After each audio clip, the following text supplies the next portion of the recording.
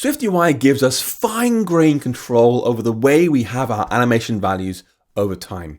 Rather than relying on a linear or ease in out animation, we can instead create completely custom Bezier curves that match whatever acceleration and deceleration curves you want to have.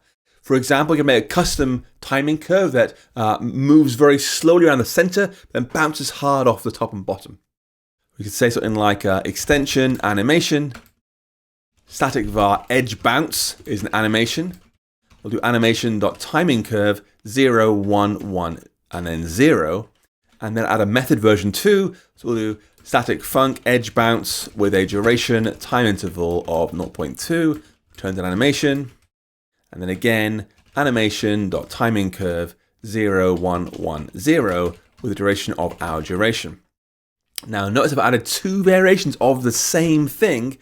One as a property and one as a method. This matches Apple's own way of creating timing curves. We can say, just give me .easeIn or .easeIn with a duration. It makes it much more natural to use in our own custom curves. Now with that extension in place, we can now create animations that use our custom timing curve, just like we'd use one of Apple's own timing curves. We might say something like down here, at state private var offset is minus 200.0.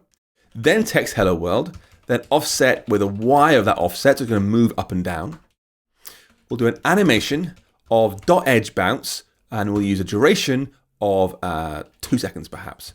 Then repeats forever like that. Auto reverses is true, and I'll bind that whole thing to the value of offset, so it'll change correctly over time. And then use on tap gesture, offset equals 200. And let's give that a quick try. You should see it stateless by default. By pressing it, it will move very fast on the outside and inside, but then very slow in the middle, like bouncing off that. A very common timing curve is called ease in out back, and this is like a double spring animation you'll commonly see in animations in cartoons and similar, where the change actually goes in the wrong direction first, then moves forward normally, then overshoots destination, and then bounces back to its finished value. You'll see in Apple's App Store as well, for example, when you, see that right now, tap on a Features Story and Today tab, the image shrinks down first, then bounces up to fill the full screen. It's called ease in out back. So to do that, we'll make another new animation up here.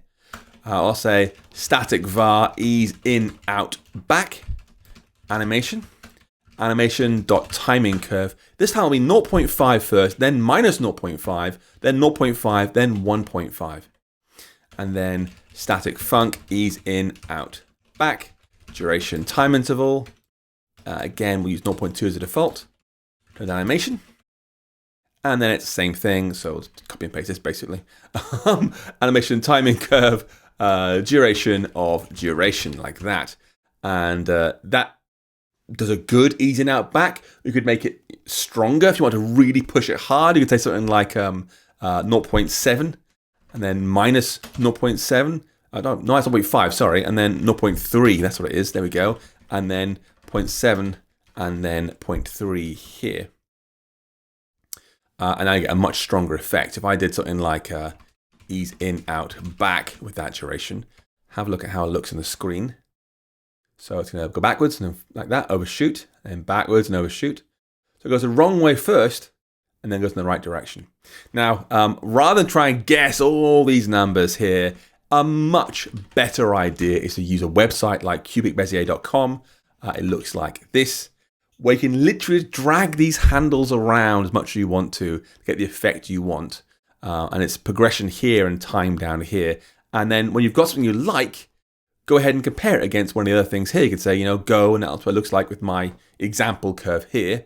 When you're done, these are the values you want. Now you can see I've used 0.7 minus 0.5. You just basically recreate that by going all the way down here and seeing, it's going to go in the wrong direction, and then speed up to where it wants to be in the right direction, creating like a bounce, like that kind of thing, and how you make it stronger and stronger to get more and more intense values, but the concept's the same.